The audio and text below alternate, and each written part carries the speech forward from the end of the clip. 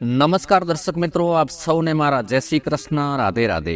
મિત્રો, મનુષ્યના જીવનમાં ક્યારેક એવી ઘટનાઓ ઘટી જતી હોય છે કે માણસ ભાંગી પડે, અને સ્વાભાવિક છે કે જેના ઘરમાં કોઈ ખરાબ, નુકસાનકારક, દુઃખ પીડાદાયક ઘટના ઘટે એટલે માણસ અંદરથી તૂટી જાય. પરંતુ સમય જ દરેક ગામની દવા હોય છે, એટલે સમયને આધીન પાછો એ માણસ નોર્મલ સ્થિતિમાં આવે. જે થઈ ગયું એને ભૂલીને આગળના આવનાર સમયને, ભવિષ્યને ધ્યાનમાં રાખી અને જીવનની દિશા પકડી લે. પરંતુ અમુક ઘટનાઓ એવી હોય છે કે જ્યારે ઘટે ત્યારે દુઃખદાયક હોય છે, પરંતુ સમયાએ એ ઘટી ગયેલ ઘટના કેટલાક સકારાત્મક પરિણામો ઉત્પન્ન કરતી હોય છે, સારા પરિણામો ઉત્પન્ન કરતી હોય છે. અને ત્યાર પછી એ માણસને કહેવું પડતું હોય છે કે જે થાય તે સારા માટે જ થાય છે. ભગવાન જે કરે તે સારા માટે જ કરે છે.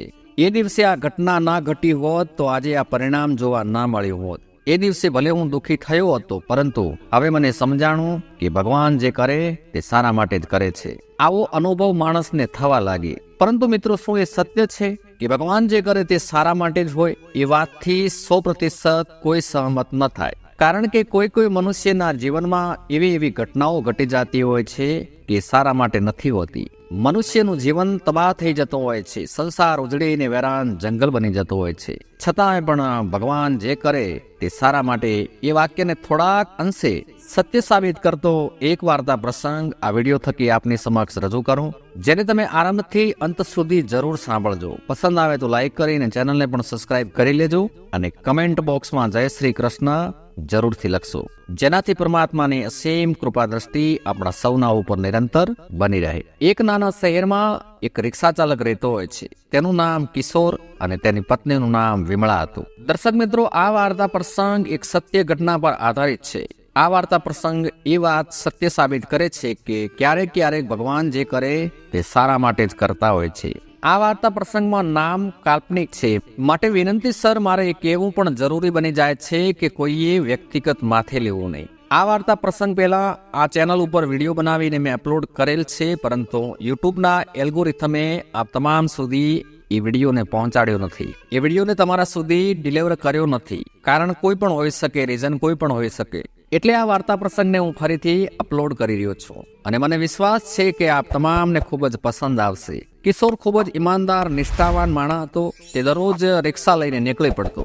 લોકોને તેમના ઘરે મૂકવા જવા, તેમને લેવા જવા, નાના બાળકથી લઈને વડીલ સુધી દરેક સાથે તેનું વર્તન ખૂબ જ સારું હતું. તેના મીઠા મળતાવડા સ્વભાવને કારણે લોકો તેને ઓળખવા લાગ્યા. લોકોમાં તેની લોકચાહના વધી. રાત્રે 2 વાગે જો કોઈને કોઈ મહત્વપૂર્ણ કામ આવી ગયું અને બહાર જવાનું થાય અને કિશોરને ફોન કરે તો કિશોર 2 વાગે પણ જાગી જાય અને કોઈને ના નહોતો કહેતો. તેને કોઈને ના પાડવાની આદત જ ન હતી.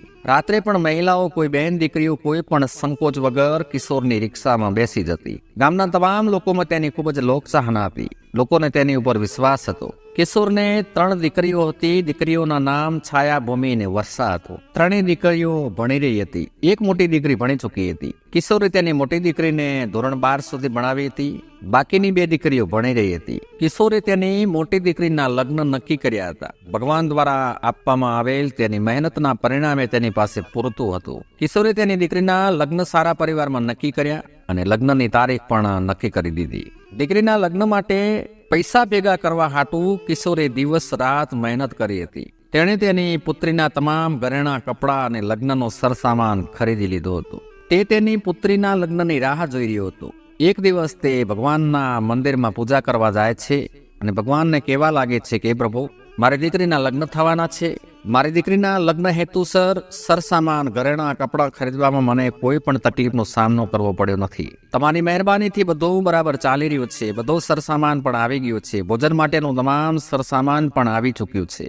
હવે લગ્ન આડે 2-3 દિવસ જ બાકી હતા. કિશોર પોતાની દીકરી પાસે ગયો અને કહ્યું કે દીકરી, તને આપવા હાટું મારી પાસે વધારે તો નથી, છતાંય મેં તારા માટે થોડા દરદાગીના એટલે કે ઘરેણાં બનાવી લીધા છે.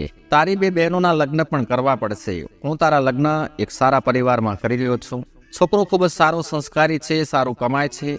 દીકરી, તારે ત્યાં કોઈ વસ્તુની કમી નથી. દીકરી એ તો બીજાના ઘરની સંપત્તિ કહેવાય છે. દીકરી એ તો પરાયું ધન કહેવાય છે. એક દિવસ તેને મા બાપનું ઘર છોડી અને સાસરે જવું જ પડે છે. માટે નિરાશ ના થા દીકરી. આજે હું તને થોડા શિક્ષારૂપી પાઠ ભણાવવા જઈ રહ્યો છું. તને થોડી શિખામણ આપવા જઈ રહ્યો છું. જેનું હંમેશા પાલન કરજે. તારા સાસરિયાના ઘરના વડીલોનું સન્માન કરજે. તારા સાસુ સસરાની સારી રીતે સેવા કરજે. વડીલોની આજ્ઞાનું પાલન કરવું. તારા સાસુ સસરાને તારા માતા પિતા ગણજે. મેં તને 12મા ધોરણ સુધીનું શિક્ષણ અપાવ્યું છે અને તને સિલાઈ કામ પણ શીખ્યું છે. જો તારા સાસરિયા તને નોકરી કરવા દે તો કરજે, નહીતર એને લઈને ક્યારે જીદ ન કરતી. મારી ઇજ્જત, મારી પ્રતિષ્ઠાનું ધ્યાન રાખજે દીકરી. દીકરી તો પોતાના સારા ગુણોથી સાસરિયામાં બધાને પોતાના બનાવી લે છે. જો તારા સાસુ ને સસરા તને ક્યારેક ઠપકો આપે તો વિચારજે કે તારા માતા પિતા તને ઠપકો આપી રહ્યા છે. કિશોર તેની દીકરીને સમજાવી રહ્યો હતો. દીકરીને સમજાવતા તેની આંખોમાં આંસુ હતા. ઘરમાં લગ્નનો માહોલ હતો. ઘરમાં સગા સંબંધીઓનો ઘસારો હતો. લગ્નની ધામધૂમ તૈયારીઓ ચાલી રહી હતી, પણ વિધાતા તો કોઈ બીજી રમત રમી રહ્યા હતા. કોઈને ખબર નહોતી, કોઈને કલ્પના પણ ન હતી. કદાચ ભગવાન કિશોર અને તેના પરિવારની પરીક્ષા કરવાના હતા. લગ્ન આડે માત્ર 2 દિવસ બાકી હતા અને રાત્રે રિક્ષા ચાલક કિશોરના ઘરમાં ભીષણ આગ લાગી ગઈ. બધા સૂતા હોય છે. રાત્રે તેનું આખું ઘર આગની લપેટમાં આવી ગયું. કિશોરની નાની દીકરી વર્ષા પાણી પીવા ઊભી થઈ. તેણીએ જોયું કે ચારેય બાજુ ધુમાડો. દોડીને તેના માતા પિતાને જગાડ્યા. 3 દીકરીઓ બૂમો પાડવા લાગી કે અમને કોઈ બચાવો. કિશોર વારી મુશ્કેલીથી લાકડીના સહારે બાલ્કનીમાંથી બહાર નીકળવાનો પ્રયાસ કર્યો અને ઘરના તમામ સભ્યોને સુરક્ષિત રીતે બહાર કાઢ્યા અને બધા સુરક્ષિત રીતે નીકળવામાં સફળ રહ્યા. પરંતુ આગમાં ઘરનો અને લગ્નનો તમામ સરસામાન બળીને ખાખ થઈ ગયો હતો. કિશોરની મોટી દીકરી છાયા તો બેહોશ થઈને ઢળી પડી. બંને નાની બહેનોને પણ ચક્કર આવી ગયા અને નીચે પડી ગઈ. છાયા થોડી ભાનમાં આવી. આજુબાજુના લોકોએ દોડતા આવીને બધાને બહાર કાઢ્યા. ક્ષણભર પહેલા જ્યાં ખુશીઓ હતી ત્યાં પછીનું તે દ્રશ્ય હવે જોઈ શકાતું ન હતું. જેણે પણ જોયું તેની આંખોમાં આંસુ હતા. બિચારો કિશોર હવે શું કરશે? લગ્ન વિના જ દીકરી રહેશે. હવે વરરાજા લગ્ન કરવાની ના પાડી દેશે. કેટલાય લોકો વિવિધ પ્રકારની વાતો કરવા લાગ્યા. જેટલું માણસ એટલા પ્રકારની વાતો.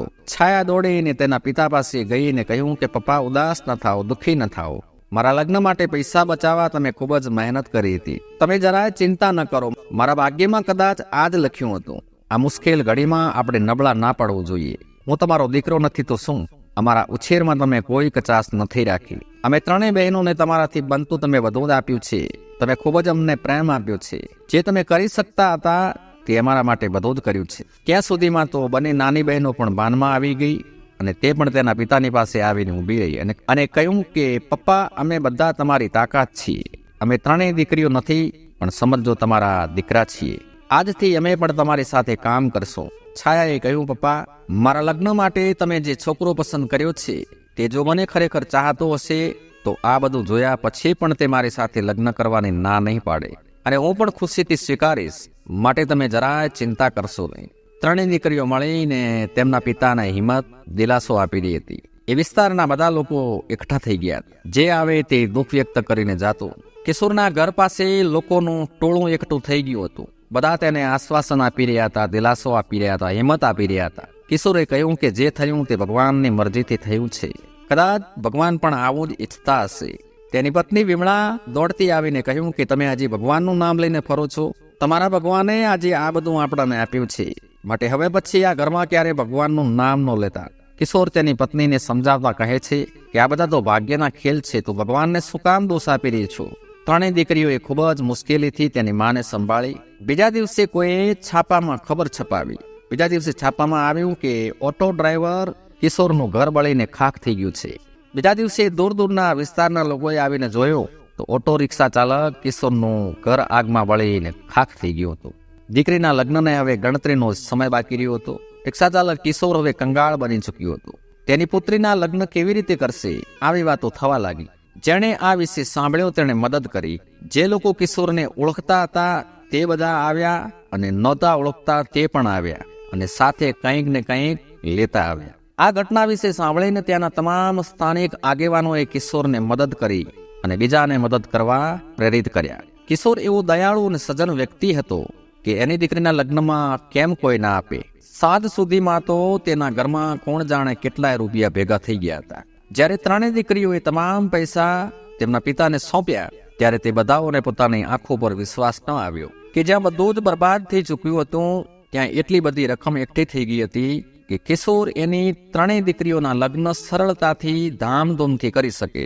કહેવત છે ને કે ભગવાન દેતા હૈ તો છપ્પર ફાડ કે દેતા હૈ. કિશોરે તેની પુત્રીને એક મંદિરમાં ખૂબ જ ધામધૂમથી પરણાવી લોકો એકબીજાની સાથે વાતો કરી રહ્યા હતા કે ભગવાન આ દયાળુ વ્યક્તિને મદદે આવ્યા. આજે બધાને ભગવાનના ચમત્કાર પર વિશ્વાસ થઈ ચૂક્યો હતો કે ભગવાન જે કરે તે સારું કરે છે. કિશોરની પત્નીએ આવીને કહ્યું કે મને ક્ષમા કરો. તે દિવસે મેં ગુસ્સામાં આવીને ભગવાનને ન જાણે શું કહી દીધું. ત્રણેય દીકરીઓ ખુશ હતી અને પોતાના મા બાપની સામે જોઈ રહી હતી. જ્યાં થોડી વાર પહેલા દુઃખભર્યું રુદન હતું, ત્યાં બધાના ચહેરા પર ખુશી હતી, ચમક હતી. ભગવાનની લીલા અપાર છે. તો દર્શક મિત્રો, આ વાર્તા પ્રસંગથી એ વાત સત્ય સાબિત થાય છે કે ક્યારેક ભગવાન જે કરે તે સારા માટે જ કરતા હોય છે. મળીશું બીજા વિડીયો મારફતે આવો જ કોઈ વાર્તા પ્રસંગ લઈને. ત્યાં સુધી આપ સૌને મારા જય શ્રી કૃષ્ણ, જય શ્રી રામ.